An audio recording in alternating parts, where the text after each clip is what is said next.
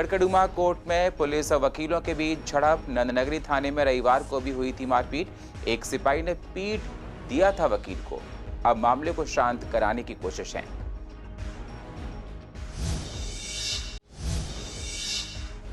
पंजाब के सीएम भगवंत मान दिल्ली में 2 दिवसीय दौरे पर। भगवंत मान ने राजीव गांधी अस्पताल का किया दौरा। भगवंत मान के साथ सीएम केजरीवाल और सत्येंद्र जैन भी रहे मौजूद। दिल्ली में कोरोना के केसों में बढ़ोतरी। पूर्व दिल्ली के एक्सपर्ट्स ने कहा केस बढ़ने की बजाय जनता खुद लोग मास्क लगाने में करते हैं लापरवाही।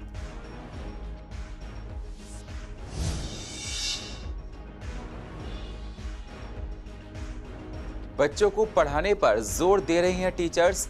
पूर्व दिल्ली के सरकारी स्कूल के टीचर्स पहुंचे गरीब बच्चों के घर। घर घर जाकर कर रही है पेरेंट्स को जागरूक।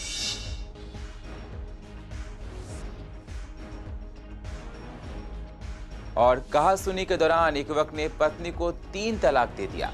पत्नी ने अपने पिता भाइयों के साथ मिलकर उसकी पिटाई कर दी। घायल को उपचार के लिए डॉक्टर हेडगेवार अस्पताल में भर्ती कराया। मामले में दोनों तरफ से पुलिस को शिकायत दी गई।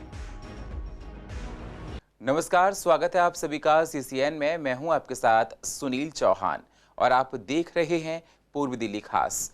अब होते हैं रूबरू पूर्व दिल्ली की अहम खबरों के साथ। पूर्व दिल्ली की कड़कड़ुमा कोर्ट में वकीलों और पुलिस कर्मियों के बीच झड़प का मामला सामने आया है। हालांकि फिलहाल मामला शांत बताया जा रहा है। इस बारे में वकीलों ने डिस्ट्रिक्ट जज को दी शिकायत की है। दरअसल दिल्ली के नंदनगरी थाने पर रविवार देर रात एक वकील नीरज झा को पुलिसकर्मी सचिन डांगी ने थप्पड़ मार दिया था। इसके बाद नंदनगरी थाने में वकीलों की भीड़ इकट्ठी हुई और वहां पर पुलिस ने आईटीबीपी के जवानों को बुलाया। उसके बाद भी वह झड़प हुई। इस मारपीट को लेकर वकीलों में काफी रोष देखा गया है। यही वजह है कि सोमवार को कड़कड़ुमा कोर्ट पर वकीलों की भीड़ ने वहां मौजूद पुलिसकर्मियों के साथ भी बदसलूकी की। फिलहाल स्थिति काबू में बताई जा रही है। वकीलों ने डिस्ट्रिक्ट जज से मामले की शिकायत की है। ये कोई पहला वाकया नहीं जब कोर्ट में इस तरह की झड़प का मामला सामने आया हो। इससे पहले भी कोर्ट में ऐसी घटनाएं हो चुकी हैं। इस मामले में डीसीपी ने एक लिखित बयान में कहा कि सोमवार सुबह कड़कड़ुमा कोर्ट में करीब 10:30 बजे कुछ वकीलों ने प्रदर्शन किया और कुछ पुलिसकर्मियों के साथ धक्का मुक्की की। इस मामले में पुलिस ने शादरा बार एसोसिएशन के साथ मीटिंग भी की है। पूर्व दिल्ली के कड़कड़ुमा में पीजीटी टीजीटी के छात्रों ने डीएसएसबी पर प्रदर्शन किया है। छात्रों की मांगे थी कि जिन शिक्षक पदों को भरने के लिए 2020 और 21 में परीक्षाएं ली गई हैं, उनका रिजल्ट जल्द से जल्द जारी किया जाए।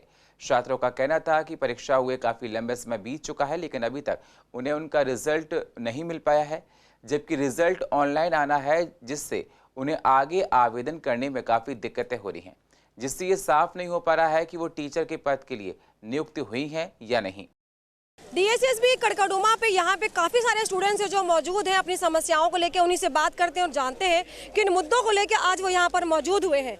एक्चुअली हमारी नोटिफिकेशन फर्स्ट 2019 में आई थी, राइट। तो उसके बाद से आफ्टर 1 ईयर और 1.5 ईयर के बाद तो एग्ज़ाम हुआ और अभी 2.5 साल हो गए हैं और 4 मंथ्स तो अभी हमारे ई डोजियर को अपलोड किए हो गए हैं। उसके बाद से कोई रिजल्ट ही नहीं आ रहा है। 4 महीने हो गए, हमारे डॉक्यूमेंट सब चेक कर लिए इन्होंने, दोनों रिकॉल पूरे हो चुके हैं। उसके बाद बस फाइनल रिजल्ट निकालना। 4 महीने से इन्होंने कुछ नहीं किया। हम यहाँ आते हैं, ये बात नहीं करते बिल्कुल भी। गेट पे हमसे कोई बात नहीं करता, ना कोई संतुष्ट जवाब अब तक मिला है। हम सुबह 8 बजे से यहाँ खड़े हैं। कम से कम हमें ये जवाब दो या हमारा बताओ रिजल्ट क्यों नहीं आ रहा हमारा। यहाँ आने के बाद में ये कहते हैं कि आपका रिजल्ट आ जाएगा, लेकिन मैडम 2 साल हो गए लगभग, ठीक है ना, अभी रिजल्ट कोई आ नहीं रहा है। तो हम बहुत मानसिक प्रताड़ित हैं इससे और बेरोजगार हैं सभी। तो हम ये चाहते हैं हमारा रिजल्ट जल्द से जल्द जारी किया जाए। सितंबर के बाद इन्होंने हमारे 5 रिकॉल नोटिस दे दिए, जबकि 2 ही रिकॉल नोटिस ये दे सकते हैं। 5 रिकॉल नोटिस देने के बाद भी दिसंबर में हमारा लास्ट रिकॉल आया और उसके बाद आज तक इनका कोई मतलब नहीं है रिजल्ट का। हम परेशान हो रहे हैं बहुत ज़्यादा। एक शिक्षक जो है उसका भविष्य अंधेरे में, तो दूसरा का भविष्य कैसे उजागर कर सकता है। ये सबसे बड़ी समस्या है शिक्षक के साथ। बहुत हमारा उत्पीड़न किया जा रहा है बहुत ज़्यादा। 4 महीने इन्होंने लगा दिए सिर्फ फाइनल रिजल्ट निकालने में, और उसके बाद आगे ज्वाइनिंग का भी प्रोसेस होगा। आधा सेशन निकल जाएगा बच्चों का या पूरा सेशन निकल जाएगा, तब तक ये क्या करते रहेंगे? बच्चों का भविष्य वैसे ही कोरोना की वजह से अंधकार में चला गया है। 2 साल उनके वैसे ही बर्बाद हो गए हैं और अगला 1 साल और ये बर्बाद करने की तैयारी में है, उनको शिक्षक ना देके। टीजीटी पीजीटी के स्टूडेंट्स यहाँ पर मौजूद है जिनको अभी तक रिजल्ट नहीं मिला है, जिसकी वजह से इनको समस्या हो रही है जॉब मिलने में। देखने वाली बात ये होगी कि इनको रिजल्ट कब तक दिया जाएगा और उनको जो बेरोजगारी है उससे निजात कब तक मिल पाएगी। कैमरा पर्सन अनिल महरोल के साथ सोनिया शर्मा, CCN। पंजाब के सीएम भगवंत मान दिल्ली में 2 दिवसीय दौरे पर आए हैं।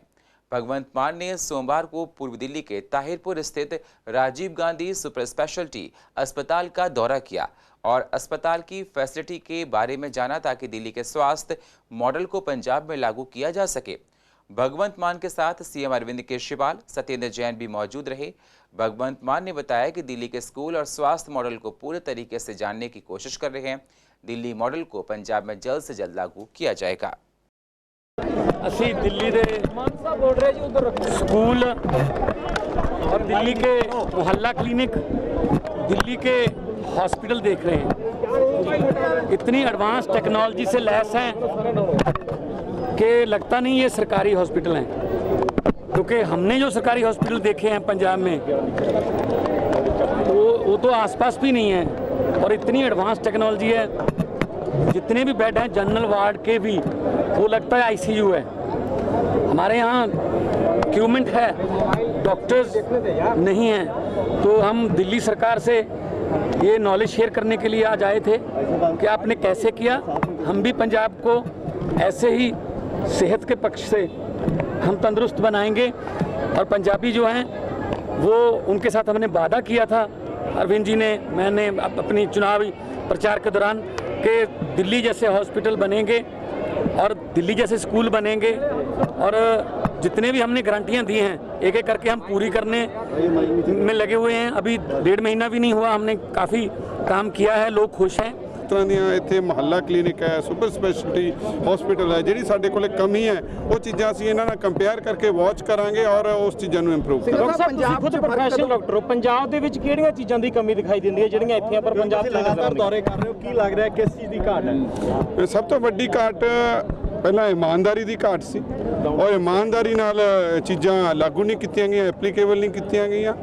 ਡਾਕਟਰਸ ਦੀ, ਪੈਰਾਮੈਡੀਕਲ ਸਟਾਫ ਦੀ ਵੀ ਕਾਫੀ ਵੱਡੀ ਘਾਟ ਹੈ ਜਿਹੜੀਆਂ ਕਿ ਅਸੀਂ ਬਹੁਤ ਜਲਦੀ ਉਹ ਪੂਰੀਆਂ ਕਰ ਰਹੇ ਹਾਂ। ਔਰ ਰਿਕਰੂਟਮੈਂਟ ਜਿਹੜੀ ਪਾਲਿਸੀ ਹੈ ਉਹਨੂੰ ਵੀ ਬੜੀ ਸਿੰਪਲ ਬਣਾ ਰਹੇ ਹਾਂ, ਈਜ਼ੀ ਬਣਾ ਰਹੇ ਹਾਂ, ਤਾਂ ਜੋ ਅਸੀਂ ਸੋਚ ਰਹੇ ਹਾਂ ਕਿ ਜਿਸ ਤਰ੍ਹਾਂ ਕੈਂਪਸ ਪਲੇਸਮੈਂਟ ਹੁੰਦੀ ਹੈ, ਸਾਡੇ ਡਾਕਟਰਸ ਜਦੋਂ ਉਹ ਪੋਸਟ ਗ੍ਰੈਜੂਏਸ਼ਨ ਕਰਦੇ ਆ ਜਾਂ ਗ੍ਰੈਜੂਏਸ਼ਨ ਕਰਦੇ ਆ ਉਸ ਦੌਰਾਨ ਹੀ ਉਹਨਾਂ ਨੂੰ ਭਰਤੀ ਕਰ ਲਿਆ ਜਾਵੇ। ਉਸ ਤਰ੍ਹਾਂ ਨਾਲ CM ਸਾਹਿਬ ਨਾਲ ਡਿਸਕਸ ਹੋਇਆ ਔਰ ਇਸ ਨੂੰ ਅੱਗੇ लागू करेंगे।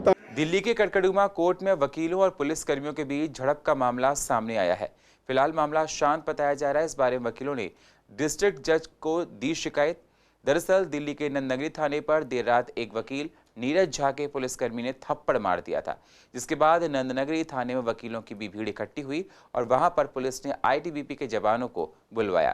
उसके बाद भी वहां झड़प हुई। कोर्ट में हुई इस मार पिटाई को लेकर वकीलों में काफी रोष है। यही वजह है कि आज कड़कड़ुमा कोर्ट पर वकीलों की भीड़ ने वहां मौजूद पुलिसकर्मियों के साथ भी बदसलूकी की। फिलहाल स्थिति काबू में बताई जा रही है और वकीलों ने डिस्ट्रिक्ट जज से मामले की शिकायत की है। हालांकि इस मामले को शांत कराने की कोशिश भी की जा रही है। कोई पहला वाकया नहीं है जब कोर्ट में इस तरह की झड़प का मामला सामने आया है। इससे पहले भी कोर्ट में ऐसी घटनाएं घट चुकी हैं। दिल्ली में कोरोना के केस लगातार बढ़ते जा रहे हैं। दिल्ली में कोरोना के केस पिछले 24 घंटे में 1000 से ज्यादा दर्ज किए गए। इस पर हमने पूर्व दिल्ली के एक्सपर्ट से बात की तो उनका कहना था कि कोरोना के केस बढ़ने की वजह जनता की लापरवाही है। स्कूल जो पूरे तरीके से खुले हुए हैं, जिसकी वजह से स्कूलों और सड़कों पर भी छुट्टी के समय भीड़ देखी जाती है, बढ़ जाती है और लोग मास्क लगाने में लापरवाही बरत रहे हैं और साथ ही सोशल डिस्टेंसिंग का भी पालन ठीक से नहीं किया जा रहा है। पिछले कुछ दिनों में कोविड केसेस में काफ़ी उछाल देखने को मिला है और दिल्ली एक नया एपिसेंटर बन के सामने आया है। ऐसे देखें तो स्कूल, कॉलेजेस, रेस्टोरेंट, बार से सिनेमा सब फुल कैपेसिटी में चल रहे हैं। साथ ही साथ हमारी लापरवाही भी बहुत ज़्यादा है। मास्क का कम इस्तेमाल होना, सैनिटाइजेशन का कम यूज़, सैनिटाइज़र का कम यूज़ करना और सोशल डिस्टेंसिंग का पालन ना करना, ये सारी चीज़ें हैं जो कोविड की नई लहर को बढ़ावा दे सकती हैं या बुलावा दे सकती हैं। हम पूरा ख्याल रखें। बच्चे जो इस एज ग्रुप में हैं, जो स्कूल गोइंग एज ग्रुप है, वो दे आर मोर ससेप्टेबल, क्योंकि उनका वैक्सीनेशन नहीं हुआ है, उनको इन्फेक्शन होने के चांसेस सबसे ज़्यादा होते हैं। हम इस बात का ख्याल रखें कि अभी हम कोविड से पूरी तरह निजात नहीं ले पाए हैं, तो हमें इन सारी चीज़ों का ध्यान रखना है, सोशल डिस्टेंसिंग का पालन करना है, मास्क लगा के रखना है और रेगुलर हाथों को धोते रहना है। कि जो लोग वैक्सीनेटेड नहीं है वो लोग वैक्सीनेशन लगाएं और सोशल डिस्टेंसिंग, मास्क पहनने का और हैंड सैनिटाइजेशन का पूरा ख्याल करें। जो दिल्ली के अंदर जो है वो परसेंटेज वाइज देखा गया, तो अगर हम ये कहेंगे कि 100 टेस्ट हुए हैं तो 100 टेस्ट के अंदर हम ये मान के चलते हैं करीब 4.5 या 5 लोग जो है वो बीमार माने जा रहे हैं या कोरोना से पॉजिटिव माने जा रहे हैं, और अगले ही जो है 24 घंटे के अंदर ये 4 लोग जो है और 8 लोगों को अगर बीमार करेंगे तो धीरे धीरे जो है कोरोना दिल्ली के अंदर दोबारा अपने पांव पसार लेगा। हमारे देश में बाल मजदूरी का सिलसिला अभी भी चल रहा है। हालांकि देश में चाइल्ड लेबर पर बैन है, लेकिन बहुत सारे गरीब बच्चे दुकानों पर काम करते हैं और ठेलियां लगाते हुए नजर आते हैं। लेकिन अब सरकारी स्कूलों के टीचर्स ने बच्चों और बच्चों के पेरेंट्स को जागरूक करने का बीड़ा उठा लिया है। इसमें पूर्व दिल्ली के खिचड़ीपुर और विनोद नगर के टीचर्स शामिल हैं, जो बच्चों का भविष्य बनाने में जुटे हुए हैं। जो गरीब लोग अपने बच्चों को नहीं पढ़ा पाते हैं, उन्हें एडमिशन दिलाने में टीचर्स मदद कर रही हैं और घर घर जाकर पढ़ाई के लिए जागरूक कर रही हैं। हम घर घर जाके जो झुग्गी झोंपड़ी वाले बच्चे हैं और जो बच्चे स्कूल नहीं जा पा रहे हैं, जिनके पेरेंट्स जागरूक नहीं हैं बिल्कुल भी, तो उनके घर जाकर हम लोग उन बच्चों को पढ़ाने के लिए, एडमिशन करवाने के लिए बच्चों को बुला के ला रहे हैं, उनको पेरेंट्स को जागरूक कर रहे हैं। कुछ बच्चे ऐसे भी हैं जो लेबर का काम कर रहे हैं, मतलब हाँ, कुछ बच्चे हैं जो अपना कुछ मजदूरी वगैरह करते हैं। मैं देखता हूँ गलियों में जाके कि वो ठेली लगा रहे हैं, अपना कुछ सब्जी बेच रहे हैं, पढ़ाई पे ध्यान नहीं, पढ़ना नहीं चाह रहे, ठीक है। तो उनको भी बोलते हैं कि आप पढ़ना क्यों नहीं चाहते, तो कह रहे हैं कि सर हमारे मजबूरी है, फाइनेंशियल प्रॉब्लम है। तो कहते हैं, हम बोलते हैं कि बेटा कोई नहीं, गवर्नमेंट सब कुछ सुविधा उपलब्ध करा रही है आप लोगों को, और यहाँ तक कि यूनिफॉर्म के पैसे वगैरह भी, और बच्चों को मुफ्त किताबें दे रही है। हमारा मुख्य लक्ष्य है कि बाहर जो बच्चे हैं जिनका एडमिशन नहीं हो पा रहा है किसी कारण से, या किसी कारणवश उन्होंने स्कूल छोड़ दिया, गरीबी के कारण, बहुत सारे कारण निकल के आते हैं जब हम इसमें लोगों से जुलते हैं, लोगों से अटैचमेंट होता है। तो क्योंकि लगभग ये 12 लाख बच्चे, अधिकतर 12 लाख से भी ज़्यादा ये है, जो 12 लाख का तो एक फिक्स डाटा है, जो बच्चे शिक्षा से वंचित है। और शिक्षा एक मौलिक अधिकार है। हमारा संविधान का नीति निर्देशक तत्वों में लिखा गया है कि 6 से लेकर 14 वर्ष तक के जो बच्चे हैं उनको मुफ्त में शिक्षा दी जाएगी। अब कई परिस्थिति कारण वो उनको क्या जागरूकता नहीं है शिक्षा के बारे में, तो हमने क्या पूरे दिल्ली के अंदर एक कैंपेन चला रखा है। इस कैंपेन का मुख्य लक्ष्य है कि जितने भी दिल्ली के अंदर जो कि झुग्गी झोंपड़ियाँ, कई ऐसे एरिया हैं जहाँ पर वो मजदूरी करते हैं बच्चे, छोटे बच्चों को उनकी किसी के पिताजी एक्सपायर हो गए या कोई उनको अशिक्षा की वजह, पेरेंट्स अशिक्षित है, इस वजह से वो शिक्षा से वंचित हैं। तो हमारा मुख्य लक्ष्य, कल में खिचड़ीपुर है, झुग्गी झोंपड़ी है, ये टी कैंप है, विनोद नगर है, तो इन कैंप जाके मैंने लगभग 5000 बच्चों का नॉमिनेशन किया। उन बच्चों को मैंने शिक्षा से जोड़ा और उनको मोटिवेट किया। कईयों को समस्या आती है कि सर हम फॉर्म कैसे भरें, किस तरीके से हमारा फॉर्म भरा आएगा, तो उनके लिए। कड़कड़ुमा अदालत परिसर में कहासुनी के दौरान एक वक्त पत्नी ने 3 तलाक दे दिया। इस पर पत्नी ने अपने पिता भाइयों के साथ मिलकर उसकी पिटाई कर दी। घायल को उपचार के लिए डॉक्टर हेडगेवार अस्पताल में भर्ती कराया गया। मामले में दोनों तरफ से पुलिस को शिकायत दी गई। महिला की शिकायत पर पुलिस ने 3 तलाक और उसके पति की शिकायत पर मारपीट समेत अन्य धाराओं में केस दर्ज किया। दयालपुर के भागीरथी बिहार की मेहरुनिशा की शादी साल 2013 में मेरठ के फरहान के साथ हुई थी। दोनों के 2 बच्चे हैं। मेहरुनिशा का आरोप है कि शादी के बाद पति मानसिक रूप से प्रताड़ित करने लगा, जिससे परेशान होकर 2017 में वह दयालपुर अपने मायके आकर रहने लगी। मेहरुनिशा ने घर का खर्च चलाने के लिए पति के खिलाफ केस दर्ज करा दिया। इसी मामले में 20 अप्रैल को कड़कड़ुमा अदालत में तारीख थी। मेहरुनिशा अपने पिता हाकिम और परिवार के सदस्यों सोहब और कमरुद्दीन के साथ अदालत पहुंची थी। वहां उसकी पति फरहान भी आया था। अदालत परिसर में दोनों के बीच बहस हो गई। इस दौरान फरहान ने 3 तलाक दिया। वहीं फरहान का आरोप है कि अदालत परिसर में उसकी पत्नी और उसके परिजनों ने उस पर हमला किया और ईंट से पीटकर लहूलुहान कर दिया। पुलिस उसे उपचार के लिए डॉक्टर हेडगेवार अस्पताल लेकर गई। कि पहली बात तो मैं ये कहना चाहूँगा कि ट्रिपल तलाक जो है वो सुप्रीम कोर्ट की 5 जज बेंच के द्वारा अनकॉन्स्टिट्यूशनल करार किया जा चुका है शायरा बानू वर्सेस यूनियन ऑफ इंडिया के केस में। दूसरी बात, मैं दोनों पक्षों की तरफ से कड़ी निंदा करता हूँ कि दोनों ने अपने हाथ में कानून लिया। अगर पति को तलाक ही देना था तो कोर्ट का सहारा ले, और अगर पत्नी के साथ ये ट्रिपल तलाक वाला कांड हुआ तो उसको पुलिस में या कोर्ट का सहारा लेना चाहिए। अपने हाथ में कानून लेने से अपनी ही दुविधा बढ़ती है, ना कि कुछ और होता है। पूर्व दिल्ली के थाना गीता कॉलोनी से कड़कड़ुमा कोर्ट की दूरी केवल लगभग 4 किलोमीटर की है, लेकिन एक्सीडेंट से जुड़े एक मामले की चार्जशीट दाखिल होने में 8 साल से भी ज्यादा का समय हो गया है। कड़कड़ुमा कोर्ट तक चार्जशीट अभी नहीं पहुंची है। इस मामले पर हमने पीड़ित से बात की तो उनका कहना था कि साल 2014 में उनका एक्सीडेंट गीता कॉलोनी थाने के पास हुआ था, जिसके चलते उनके पैर में फ्रैक्चर और हाथ की उंगलियों में फ्रैक्चर आया था, जिसकी एफआईआर उन्होंने गीता कॉलोनी थाने में दर्ज कराई थी। लगभग 8 साल बीत जाने के बाद भी इस मामले में कड़कड़ुमा कोर्ट के अंदर आयोग द्वारा कोई चार्जशीट दाखिल नहीं की गई है। पुलिस ने बताया कि उन्होंने दिल्ली पुलिस को 3 बार आईटीआर भी लगाई है ताकि उन्हें मालूम हो सके कि उनके केस में अभी तक चार्जशीट दाखिल क्यों नहीं की गई। इस बार दिल्ली पुलिस का आईटीआर में अलग अलग जवाब आया है, लेकिन पीड़ित के ये गुहार लगाते हुए नजर आए हैं कि जब उन्हें एक्सीडेंट जैसे मामले में पुलिस द्वारा लापरवाही बढ़ती जा रही है तो ना जाने कितने ऐसे मामले होंगे जिनकी चार्जशीट दाखिल होने में लंबा समय लग जाता है। मेरा एक्सीडेंट जुलाई 2014 में गीता कॉलोनी थाने के सामने ही हुआ था। उसके बाद से चार्जशीट आज तक पेश नहीं हुई। इसका कोई कारण मुझे पता नहीं लग पाया। मेरे को इको वैन वाले ने हिट किया था। मैं घर से वालिया नर्सिंग होम दवाई लेने के लिए जा रहा था, तो वैन वाले ने मेरे को हिट करने के बाद मेरे को गाड़ी के साथ ही उड़ा के ले गया। टक्कर की वजह से, नीचे आने की वजह से मेरे पैर में बहुत भारी चोट लगी थी। एक सीधे हाथ की कलाई दोनों तरफ से उसकी हड्डियां टूट गई थी और एक उंगली क्रश हो गई जो आज तक सही नहीं हुई। और उसके बाद तो पुलिस से बार बार यही, पहले तो सबसे पहले हमने यही पूछा भाई गाड़ी वाले का क्या हुआ, तो पुलिस ने इसके लिए कोई संतोषजनक उत्तर जो है जो उस वक्त के जो आईओ थे नहीं दिया कि जी गाड़ी पकड़ी नहीं जा रही। तो बहुत मुश्किल के बाद ही जो है उन्होंने बताया जी कि ये गाड़ी जो है वो हमने गाड़ी वाले को पकड़ लिया है।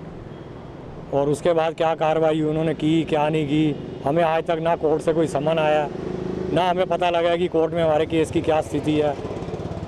पुलिस में 3 बारी आरटीआई लगाने के बाद भी तीनों आरटीआई का जवाब अलग अलग पुलिस ने दिया है, जिससे स्थिति स्पष्ट नहीं हो रही। शाहदरा डीसीपी साहब से यही प्रार्थना है कि मेरे केस में जांच करके मेरी चार्जशीट तुरंत से तुरंत जो है वो फाइल करवाई जाए मेरे केस की, और जो भी दोषी अधिकारी है इसमें उसके खिलाफ कड़ी कार्रवाई की जाए। दिल्ली में पिछले दिनों 2 गुटों के बीच हुई मारपीट और दंगा मामले को लेकर दिल्ली पुलिस अलर्ट मोड पर दिखाई दे रही है।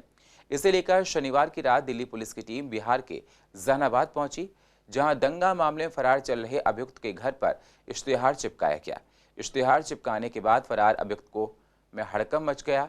बताया जा रहा है कि दिल्ली में दंगे में जहानाबाद का रजा अंसारी अभियुक्त जो फरार चल रहा था, फरार अभियुक्त की गिरफ्तारी को लेकर दिल्ली पुलिस आज जहानाबाद पहुंची और नगर थाना क्षेत्र के फिदा हुसैन रोड स्थित रजा अंसारी के घर इश्तिहार चिपकाया गया।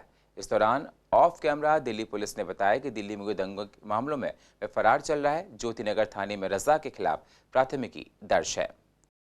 दिल्ली में 2015 में जो त्रिलोकपुरी के दंगे हुए थे उसमें जो मुख्य आरोपी रहे थे रजा अंसारी, उसको बिहार में जाकर के जो उनका मुख्य पता था, दिल्ली पुलिस के ज्योतिनगर थाने की पुलिस जो अथॉरिटी है वहाँ पर उनकी एफआईआर दर्ज हुई। और 2015 के बाद में अब उनके जो मुख्य जो उनका घर का एड्रेस है वहाँ पर जाकर के कोर्ट ने आदेश दिए हैं कि अफिक्सेशन, वहाँ पर जो कोर्ट का आदेश है उसको चस्पा करके आया जाए। अभी जो खबर है ये इसके हिसाब से उनका जो 2 घर हैं वहाँ पर जहानाबाद बिहार में पड़ते हैं, दोनों ही घर के मुख्य द्वार पर और मोहल्ले में भी इनका जो कोर्ट का आदेश है, अदालत के निर्देश को वहाँ पे चस्पा किया गया है। इसके बाद में उस रजा अंसारी के ऊपर जो है सेक्शन 82 की प्रोसीडिंग चलेगी, जिसमें उसको एक प्रोक्लेम्ड ऑफेंडर की भगोड़ा घोषित करके फिर आगे इस केस का जो है निर्णय आएगा। पूर्व दिल्ली के कई इलाकों में गंदे पानी की समस्या से लोग परेशान हैं। ऐसा ही कुछ सीलमपुर में देखने को मिला। काफी समय से सीलमपुर इलाके में लोग गंदा पानी आने की वजह से परेशान थे, जिसको देखते हुए विधायक अनिल वाजपेयी द्वारा नई पाइपलाइन डाली गई, जिसे 15 से 20 दिन के अंदर बनकर तैयार कर लिया जाएगा और इलाके के लोगों को गंदे पानी की समस्या से निजात मिल जाएगी। वहीं दूसरी तरफ अनिल वाजपेयी ने शास्त्री पार्क के एक स्कूल का दौरा भी किया और देखा कि स्कूल में किस तरह का काम चल रहा है और किस तरह की व्यवस्था है। उन्हें जो कमियां नजर आई विधायक ने जल्दी दुरुस्त करने का भी आश्वासन दिया है।